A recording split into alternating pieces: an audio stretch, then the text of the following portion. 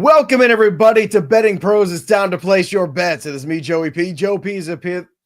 I can't even speak because it's week 18 and I'm tired, baby. But thank goodness I have Terrell Furman Jr., captain of the football team at Ball So Hard University. He's here to help us go through his picks, my picks. Matt Peralt is off today, enjoying, hopefully, some nice weather out in Las Vegas. It's freezing cold in New Jersey. That's all I know, Terrell. It's cold And everywhere. it's cold most places right now, but also there's a lot of incentives on the line today, a lot of money to be made. I know on Friday on the BP show we talked about that, but it certainly feels like today is a day you're not going to see a lot of defense. I like to say week 18 is all about the overs, baby. What do you think?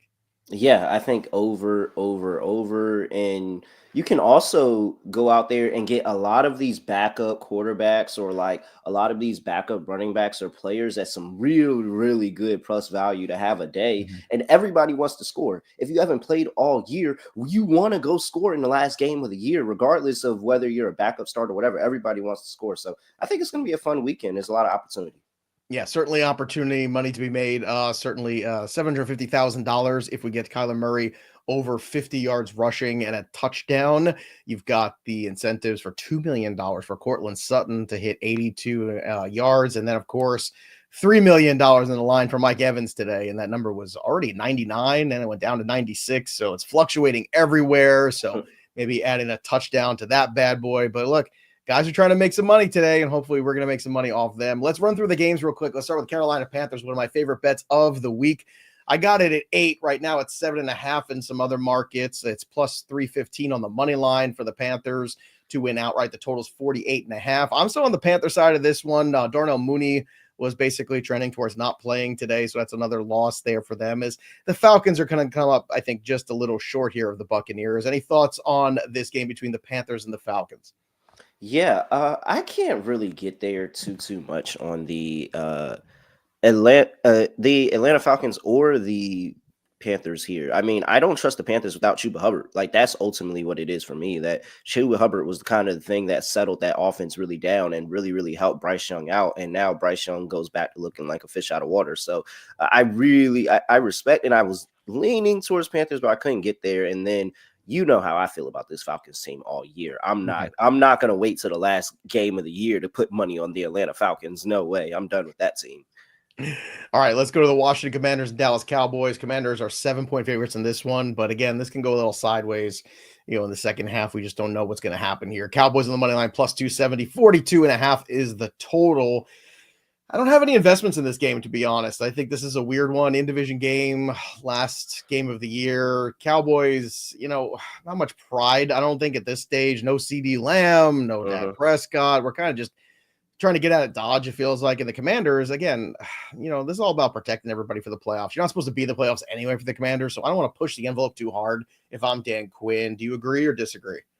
I disagree because I'm on Commanders laying 7 here, and I think that they're going to beat the crap out of the Cowboys. And the Commanders still have something to play for. This is seeding playoff that they have, and everybody's trying to duck the Eagles and not have to run into the Eagles in the first round. So I think the Commanders and the Packers are going back and forth. And ultimately, this is also my fade with the Packers this weekend because I think that the Packers are going to be the team that ends up as the 7 seed. Commanders move up and the Packers just go into Philly and end up playing Philly again. And so I think this Commanders defense is starting to really find themselves. I think the Cowboys have quit on the season. And after what I've seen from last week and watching Jayden Daniels absolutely steal a fantasy championship from under my grasp. I mean, I think that this guy is completely locked in no matter what week it is. He's going to go out there. He's going to try to put on a show. And they felt embarrassed with that game in D.C. against the Cowboys earlier this season. So I think they really get up for this spot in last game of the year. Yeah, it's laying 7, but I think they could walk out of here with double-digit win easy. I saw a meme that pissed me off this weekend, too. It was somebody saying that, look, you put Caleb Williams' numbers next to Jayden Daniels, and Jayden Daniels is so great, but Caleb Williams is trash. It's no blah, blah, blah. Like basically trying to make a case like that somehow they played in the same universe. So here's a stat for everybody who still thinks that.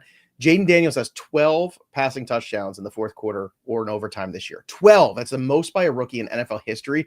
It's not just about the stats. It's when you have the stats in the big moments that matter the most.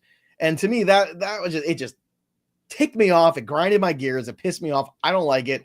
And it does not tell the whole story just looking at the stats side by side. Jane Daniels had an incredible season, and maybe the best thing he did was oust you from the playoffs. Maybe, I don't know. Chicago Bears, Green Bay Packers, big line here. Packers minus 10.5. You got plus 385 on the Bears here. Speaking of Caleb Williams, 41.5 is the total. Now, Terrell, in this game here, the Packers, I think the under with Josh Jacobs is interesting because he's got that wrist issue, and I would imagine you don't want to push him too far. You want him fresh for the playoffs.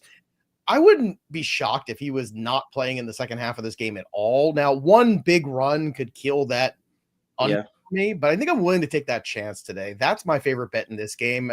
Are you in the game, an individual here? Where are you at with Packers and Bears to finish up Week 18?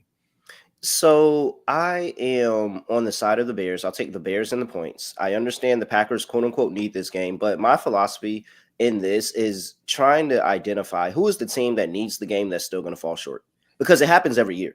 Every year is somebody that needs the game, and everybody says, oh, we got to bet them because they need the game. They need the game. They need the game. This team doesn't need it. And then they still end up falling short. And I don't want to be on the wrong side of that one this year. So I'm taking my guess, and I think it's the Packers, especially with the Josh Jacob issues and the fact that the Bears, they've been horrible this entire stretch. And it would only be the most Chicago Bears thing of the world to go look like a competent football team in the last game of the football year. And they actually took this and made this a competitive game against the Packers earlier this season, and now you're telling me the Packers are somewhat motivated, somewhat not motivated, beat up, bang up, and this Bears defense is still flying around, playing really, really good on the ball. I think they're going to be able to turn Jordan Love over, and I think the Packers are going to be content with just getting a win, not covering by 10.5 points. So I love the Bears taking the points today. I'm with you. I think the 10 is too much. Romeo Dobbs is inactive. Christian Watson is active today, just to keep everybody on there too. So one less weapon as well here. Houston Texans, Tennessee Titans in this one. The Titans, a team at this point where, just continuing to try to evaluate what they have in their roster, looking towards next year, first-year head coach. We'll see what happens in year 2. They are 2-point favorites here in this one against the Houston Texans. Texans at plus 118 on the money line. 36.5 is the total. This is just kind of a low total to me. When we get into the 36 range, I just think that's a little too low on a Week 18 where, once again, one team's got nothing to lose and the other team doesn't want to play. So, I mean, I don't know. To me, it's the over in this one, again, where I'm looking for those small numbers here. I'm looking at Week 18. I think that is a good combination. What do you think? Yeah, and I mean, I know I was wrong about him early on in the season, and I got off that train very early. But Will Levis can still sling the football, man. And if you remember what happened in that game the last time they played the Texans, when stakes were really, really at matter, he still was able to push the football down the field, get the ball to Calvin Ridley, and make some big explosive plays. I would not be surprised if he came out here and he just said, hey, I'm playing for a new team. It seems like this little trip in Tennessee isn't going to work out, and I need somebody to understand that I can be a backup. I can learn somewhere and grow and be one of those guys that moves on and turns into a Sam Darnold or a Baker Mayfield or something like that. So I think Will Levis has a lot to show, actually.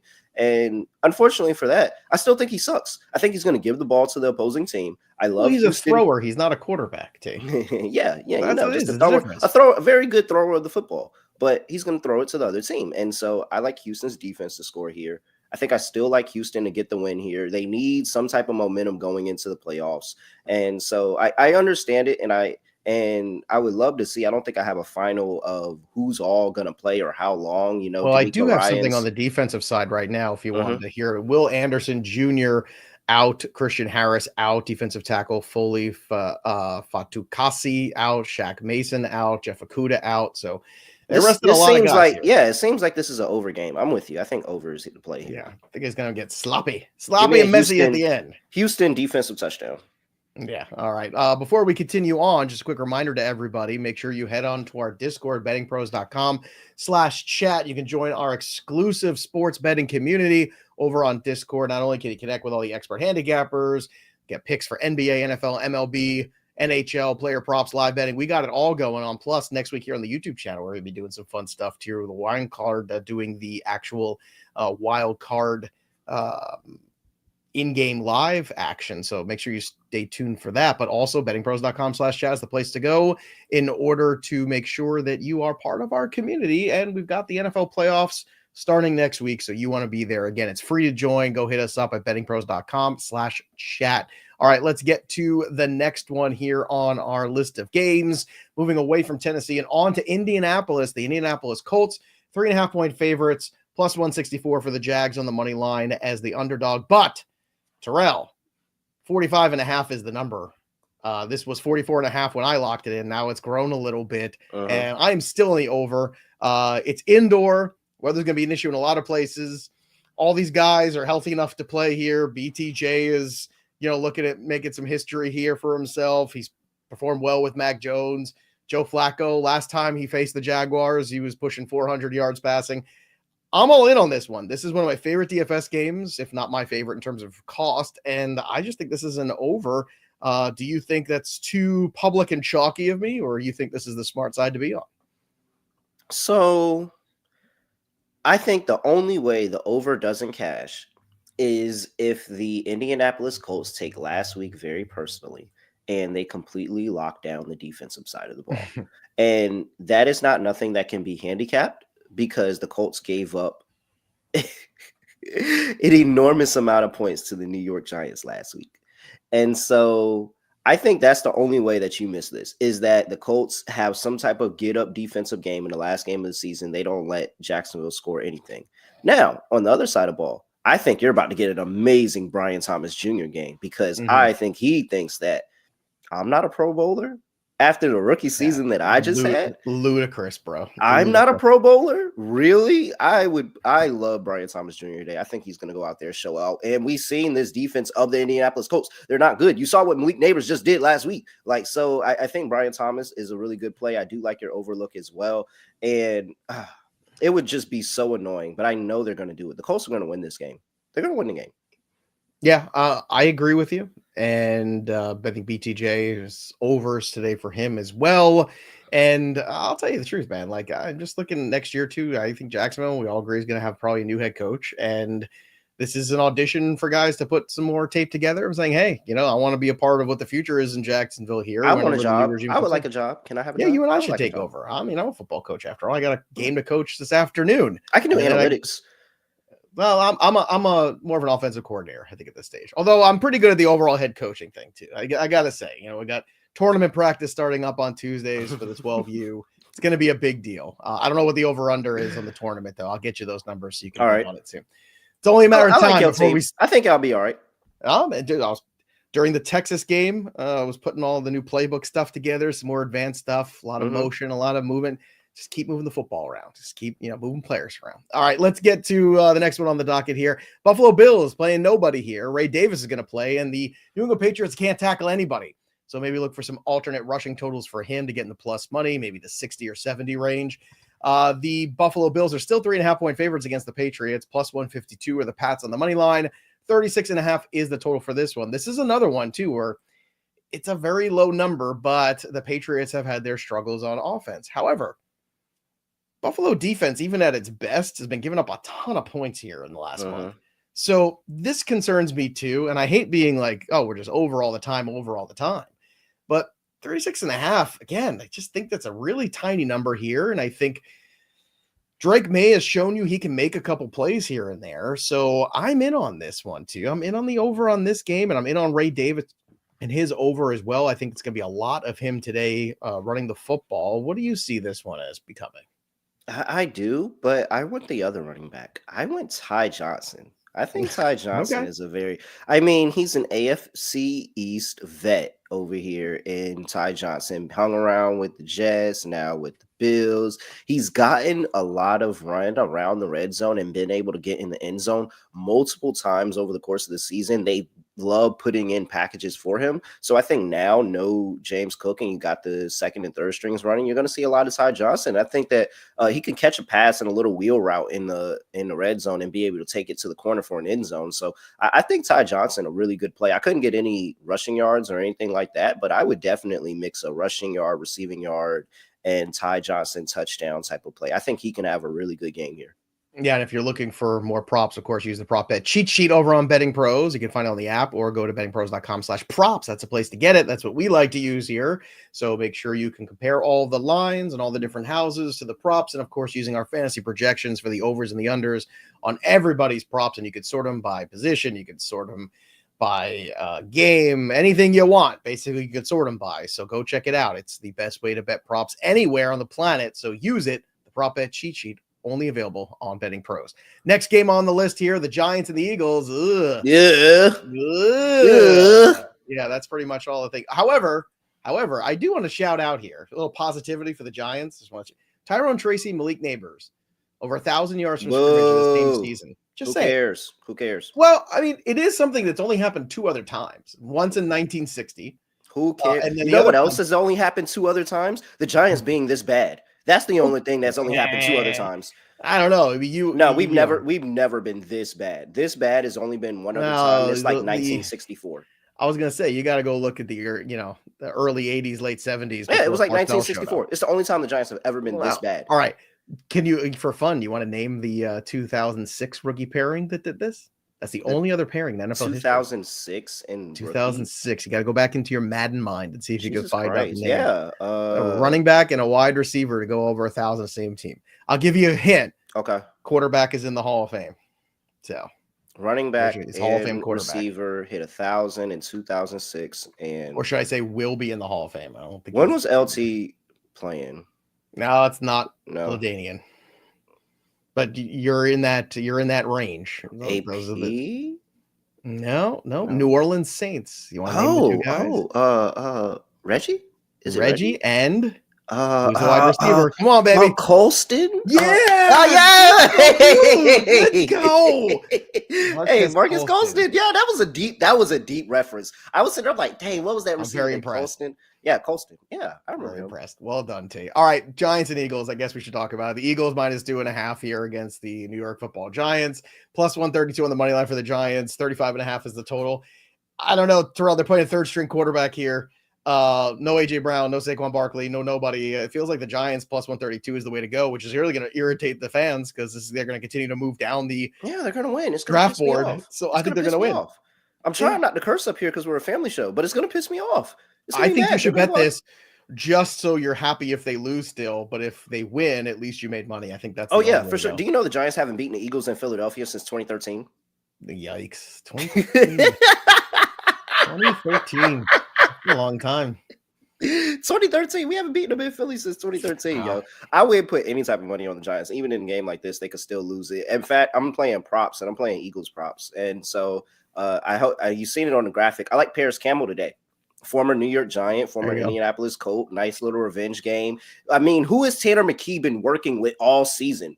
Really? Like, who has he possibly been throwing the ball to all season? Yeah. So, like, I'm like, Paris Campbell, you ain't got nothing else to do. You've been with the team all year. Paris Campbell's actually gotten some snaps run over the course of the season. Like, he's been there all year. He understands the offense. So, yeah, Paris Campbell, anytime touchdown plus 550. This is week 18. You got to go out there and do something crazy and get freaky. So, yeah, I like Paris Campbell, but I'm also going to put money down on Tanner McKee anytime touchdown. Because what do the Eagles do? They do the tush push. They do. Are they going to stop doing it because Tanner McKee's at quarterback? Probably not. Tanner McKee's a pretty tall individual. Like, he can get into the end zone if you give him a design quarterback sneak at the 1. So, yeah, absolutely. I'm putting money on Tanner McKee anytime touchdown. I like that one. I think that's very cagey. I'm looking at the 2013 Eagles roster, too, while you were chatting. Nick Foles started 10 games. Michael Vick started 6. That's a fun time. This is LaShawn McCoy, Deshaun Jackson era. Good times. Let's go. Oh, my goodness gracious. What a roster this was. All right, let's move on here. Next game on the list, New Orleans Saints, Buccaneers. Buckets are 14.5-point favorites here. 44.5 is the total. Look, I'm keeping this one simple here. I'm looking for the over on Evans, and I'm looking for the anytime touchdown on Evans, and then probably some Bucky Irving stuff. 14.5 is a big number, but the Saints have nobody left, and they have no reason to do anything here. Your thoughts? Yeah, I played Bucks first half, laying 9.5, just assuming that they go out there and they're really focused, keyed in on going ahead and trying to get Mike Evans his looks very, very early, and play him and try to get him his touches, get him in the end zone. And you know how Bucky Irvin, this defense, and this everybody plays. So I think they can jump out early and then probably get a little lackadaisical in the second half, and we'll see. But I like them to be up by 10 in the first half. And I mean, everybody and their mother's playing Mike Evans props. Like, I'm not going to sit here and talk about that. Yeah, well, I mean, I don't want to talk about it, but like, it's $3 million. Like, you know, he's going to get it. He's going to get it. So if you want to just do the trifecta, do the reception, I'm not a big parlay guy, but like, if you're going to look at the way to get value on this is to take, he just blows up. So you go over on receptions, over on receiving yards, take the touchdown, put the whole thing. But the receiving yards are 100 right now. Like, what if this is It was 96.5 this morning. Really? Okay. So, and I get it. And I saw it at 100, and I'm like, why am I not taking the under? Because once he gets to 90, all right, that's it. Like, we're good. We got what we need. We're good. They're gonna pull them. So look, I was on the under the other day against the Cowboys in that game where it was a really high number. I was like, look, guys, like, yeah, I think I'm gonna fade this one this week. And then last week it was all the over. So I've been like the Evans whisperer the last couple of weeks. So look, I could see a Mike Evans over receptions, under receiving yards, and still gets in the end zone. That probably pays pretty well too. Probably. And there's no Marshawn Lattimore anymore around New Orleans, which has been his kryptonite. All right, let's help the super chat here. He's gonna be so happy when he gets out on the field. Doesn't see Marshawn Lattimore here. I know this is a betting channel, but we want to help everybody. Charbonnet, Achane, Pollard, Dobbins. So two of these guys. Why are you still playing? People are gluttons for punishment. To me, I'm playing Charbonnet. I'm playing Pollard. They have the most to play for here. So, and I think they're going to play the entire game. I don't remember what the exact incentive is, but Tony Pollard does have a 2-touchdown incentive, I believe, or at least a 1-touchdown incentive. So I would definitely, Pollard is number 1 in that list, and just say hope that they give him the burn. But I don't know. Dobbins is coming back from injury, isn't he? Well, he's already been back, but still, he hasn't been. Yeah, no Ken Walker. The Seattle. I mean, Rams are sitting everybody. That's the way. Charbonnet, Pollard. I like it. We'll recap our picks too on the way out here, but let's continue on. Denver Broncos, everything to play for. Bengals handled their business yesterday. And by the way, I'm watching that game yesterday, and I love Mike Tomlin. I know you love Mike Tomlin. We both love Mike Tomlin, but Mike Tomlin made a really stupid decision in the first half of the end of that game with 43 seconds left. Yeah. There's 60 plus yards to go. You don't have an offense that runs 60 yards deep with a timeout in 43 seconds. That just ain't your offense, bro. Like, this is not an explosive offense. The fact that he ran a play there, I was thinking to myself, all right, well, they're going to line up. They're going to try to get him off. They're going to take if they don't jump, they're going to take the delay of game and then kick the football and just play defense. And the defense played well. And what happened? They gave the football up there. They gave up the 3 points and ended up costing them the football game. That is a bad job by Mike Tomlin. I understand faith in the players and the talent, and I love that about him. But you also have to be realistic about where this team is, the weather, the whole thing. There's a bad job by him last night. And somehow, some way, he still got the cover. I know. That's crazy. That's insane. That's insane. I was watching the game. I'm like, Jesus Christ, Tomlin's still going to cover this. Yep, and he did. And that pissed me off too. He is a magical wizard. He is a wizard. But like, they should have won. They should have outright won. They really should have. Denver Broncos taking on Carson Wentz and the Chiefs. 10.5 is a big number though for an in-division game. I'm on the Chiefs side of this with the points. Okay, so I don't know if you've caught the lore over the course of this entire year, but Carson Wentz, for a quarterback that has played, I'm pretty sure played 0 snaps over the course of the year. Maybe a couple in like some. Well, he played when he came out of that game with the ankle. Okay, so he played a few snaps. Carson Wentz has had a lot of his name in the media over the course of the entire year, talking about how you had who was it? It was some Eagles player. I can't remember. Was it Darren Sproles? I think it was Darren Sproles went on the podcast, said, yeah, he's uncoachable. He's not he's not that guy like that. I didn't really like playing with Carson Wentz and all this. Like, it's been a lot of Carson Wentz talk over the course of the year, and I know he's heard it. And so now we get a chance with Carson Wentz, a whole bunch of backups on what is a championship roster, to go out there and prove themselves to try to be on this championship roster next year with a coaching staff that can coach, and they're going to coach regardless. Like when Andy Reid and Steve Spagnuolo step out on there, they don't care who's playing on the field. They're going to coach the best game they could. So yeah, I think that this is going to be a really good opportunity for this entire team to just go out there and play ball. And if you think that the Bo Nix and his team is just going to run away with this against an Andy Reid team, that he can still scheme up an offensive scheme that will really, really tick off your defense, yeah, no way. I think that Chiefs plus 10.5 is probably, it's low-key one of my favorite plays of the day. I like the Chiefs to be able to cover this line. I don't know if they'll get the outright win, but I do think that they'll cover this line, keep this closer, and really, really make the Broncos work for a W.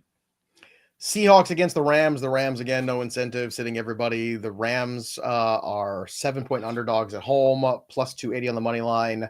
38.5 is the total. I gotta tell you, I like the Seahawks in this game. I like Charbonnet for the overs. I like JSN, Jackson Smith and Jigba stuff too for his over and receiving yards today too. I know last week was disappointing. I don't think it's going to disappoint 2 weeks in a row. I think he finishes very strong. He's been terrific this year. This was the breakout we had been waiting for. We finally got it. It was a little slow burn, a little boom or bust, but look, JSN, Gino also kind of, I think, wants to leave a good taste in the mouth of ownership and the general manager here, because when new coaching regimes come in, sometimes they like to make changes. So I think you want to finish strong here. Try to get yourself in a spot where next year they're confident in you and not looking to replace you. Yeah, and it's also just the kind of a mindset of men. This team thought when they finished their game last week that they were going to be playing for an NFC West title in this game. And then the Commanders happened. And now the Rams are automatically champions. This team is going to go in here and be like, oh, yeah, we're going to prove to you that we should have been NFC West champions, that this little tiebreaker, whatever, little strength of schedules thing situation is weird, and we can beat this team. I'm all over the Seahawks here, just laying 7, very chalk. All right, let's continue on here. So we'll take the chalk there. The Los Angeles Chargers and the Raiders is another one too, where he's a Harbaugh, and if Harbaugh indications from anything last night are an indication, Harbaugh's going to go get it done. Harbaugh's going to baller so hard. Is that a thing? Can he bar so hard? No. All right. Oh, nice try. I tried. 6.5 is the number here on the side of the Chargers, minus 250 on the money line for the Raiders. 42.5 is the total for this one. McConkey is struggling with some injuries this week, but he is going to play. This is not a game I'm really in on. If anything, maybe the under too. They just kind of grind this one out a little bit. Try not to get anybody hurt for the playoffs. But, and again, I'm watching the Ravens yesterday. I'm thinking, why is Lamar still in this game? Why is Derrick Henry still in this game? Like, I get it. They're trying, man, that I never bet something so fast in my life than the opening 925.5 rushing total for Derrick Henry this year. I couldn't believe it was that low. He's just under 2,000 yards. So I get it. Like, they were trying to just bump up that number for him, but at what cost? Same thing with Lamar. It's like, yeah, you're probably still not going to win the MVP no matter what you do, because as long as Derrick Henry keeps doing good, this is going to just hurt him. So I don't know. The Chargers here to me are a team that would be probably served better taking the fourth quarter off, but I don't trust the Harbaugh to take the foot off the gas. No, not at all, especially not when you're not locked into the playoffs and you can seal it right here. We remember seeing this matchup a couple of years ago. I remember because I was on a deployment watching it early in the morning, and the Chargers had a chance to make the playoffs against the Raiders, and they could have tied. They could have won the game, and they could have made the playoffs, and they weren't able to get it done, and the Raiders ended up going in. And so I think that was a different coaching regime. This Harbaugh regime handles business, like goes in there, handles business. This is still a really, really good defense that I think is going to make the Raiders work for any scoring opportunity that they're going to be able to get here. And I think that you have Justin Herbert, who, yes, there's pressure here, but it feels like that Harbaugh has instilled a confidence in him that he can play better in a spot like this where the other team doesn't have too much to play for. So I think they run the ball. I think they play really good defense, and Herbert makes the couple of passes that he needs to make just so that this team is able to be dominant. I like laying 7 here. I think that they're able to go out here and win this by 7. I don't think the Raiders are going to be able to put up much points, and the Chargers will continue to find ways to move the football. All right. Speaking of going out, Jets, Dolphins, Jets minus 1.5 favorites right now, minus 118 on the money line, plus 100 for the Dolphins. Kudos to everybody that's still betting Jets. Man, I know, like you stuck with it. You stuck with it, and I aspire to stick with something for that long. Yeah, but I mean, it's wrong every week. Like, I mean, when you learn your lesson. Yeah, kudos to anybody that's willing to stick by it. Didn't we talk about this where he said, it's the narrative is Aaron Rodgers' last game. Why does Aaron Rodgers get to go out the hero in this scenario? Like, why is the crowd not booing him unmercifully, even if they win? It feels like a lot of MetLife sarcastic slow clapping. Like, great, you beat the Dolphins the last week of the season. Who gives a rat's ass? That being said, this is not a game I'm touching this week. I'm of course turning my tide. I have to root for Aaron Rodgers to do well so he gets a job next year, because I don't want him to have a podcast. So that's a fate worse than football. for me for Aaron Rodgers. But do you have any feelings about this contest? Jets are 1-5-1 ATS in their last 7 games. They were very fortunate to, well, they were in the driver's seat of that Dolphins game, and then they ended up blowing it and only settling for a push. They sure did. They sure did. Yep. So there's no way. But Tua was playing in that game. That's the difference. I think people looking at that and saying, well, that was a Tua game, so the Dolphins pulled it out. Can they do it again? I understand that. They also lost to Anthony Richardson on the road. So that's kind of like so nonetheless, I'm not taking the Jets here. But what I will fade the Jets is that Calais Campbell, one, doesn't look like a man that's about to retire.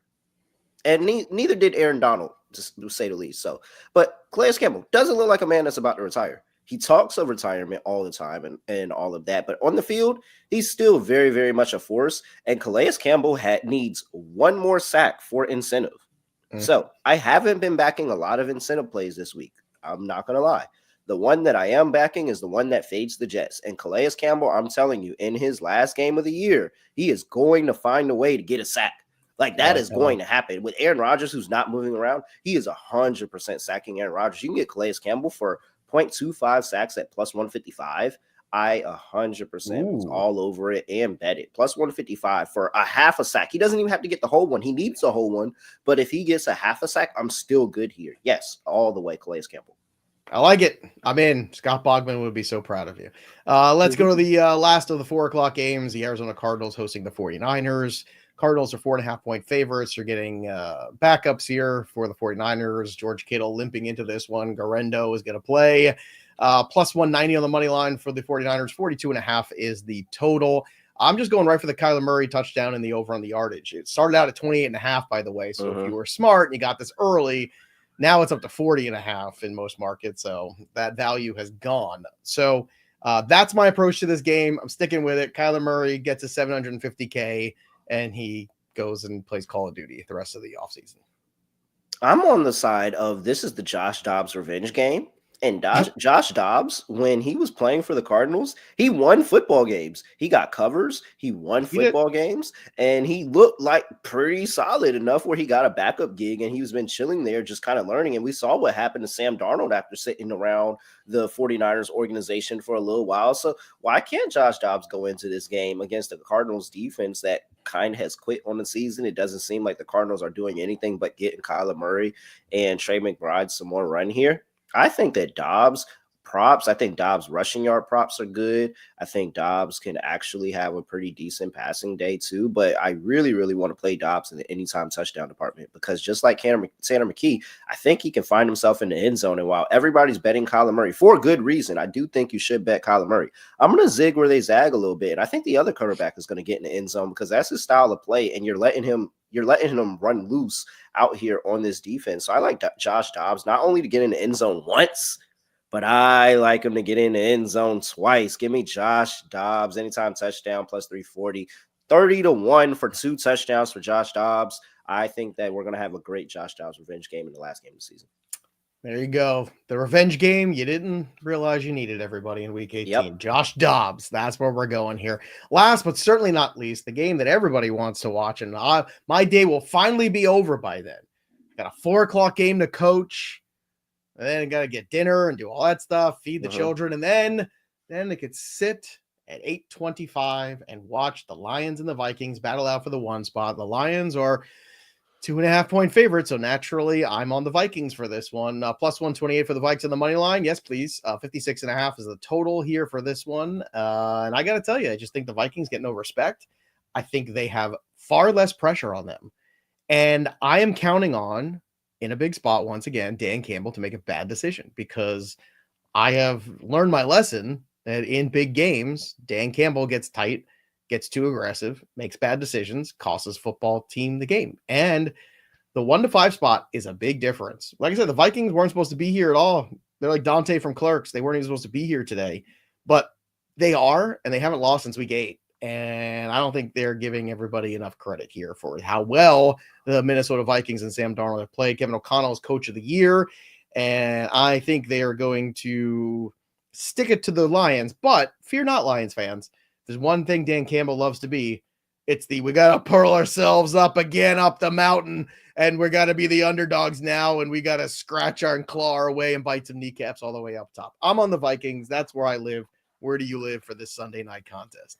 Yeah, I think the Vikings have a great opportunity to propel the Lions to the Super Bowl with the win here today. And so Lions defense, really beat up, really hurt, missing a lot of people. And I just think that's a lot when you're going up against two receivers, as in Justin Jefferson and Jordan Addison, who I think are two alphas as receivers, and they absolutely can dominate this game. You got TJ Hawkinson still back there, and Sam Darnold's been he's been able to get the football to him. Has he made mistakes? Yes. Do I think Sam Darnold interception is still live here? Yes. Do I think Jared Goff is going to throw picks here? Yes. Brian Flores has been able to trick a lot of quarterbacks with this defense over the course of the year, and Brian Flores is really, really locked into that side of the ball with the supporting cast that he has, and they've been really, really good. I think the better defense is on Minnesota. I think the Lions are the better offense, but I just don't think they have the best matchup here. I think this is a really, really good matchup for Minnesota. So while I do think Minnesota is going to lose their first playoff game, no matter who it is, I think they're going to be able to win here. Give them Minnesota to get done. This is the highlight of their season. There you go. There you have it, everybody. That's week 18 in a nutshell. Don't forget to subscribe to the BP YouTube channel. We'll drop your comments below. We love to hear what you're in on a week 18. And of course, don't forget, we got a lot of live streams coming up during the week for the wild card, including wild card live next weekend too. So make sure you join us for that by ringing the bell till it goes ding for notifications. Join our Discord at bettingpros.com/chat. It's fun.